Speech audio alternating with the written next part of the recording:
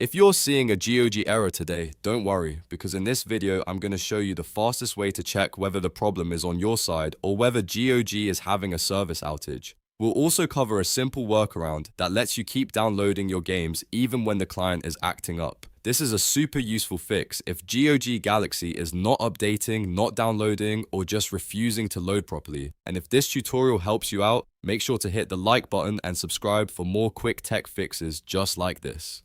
Alright, let's get into it. The first thing you should do is check the service status. A lot of times, a GOG error is not actually caused by your device at all. It can happen because the servers are down, under heavy load, or experiencing a temporary outage. To check that, open your browser and search for the Downdetector GOG status page. Once you open it, look at the live reports and the outage graph. If you see a big spike in complaints, that usually means other users are having the same issue, and the problem is likely on GOG's side.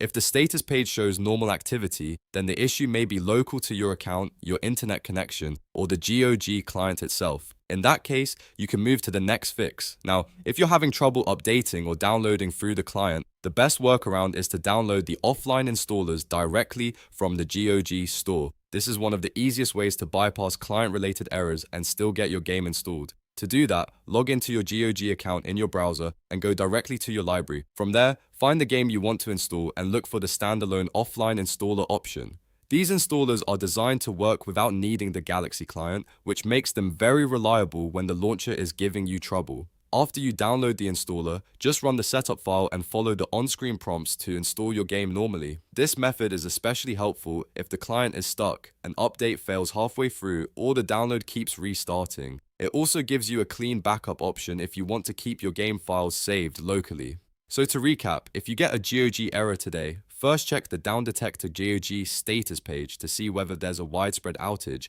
and then use the GOG store library to download the offline installers if the client is not working properly. Those two steps to solve most of the common download and update problems people run into. If this video helped you fix the issue, please give it a thumbs up and subscribe for more simple tutorials and troubleshooting guides. Thanks for watching, and I'll see you in the next one.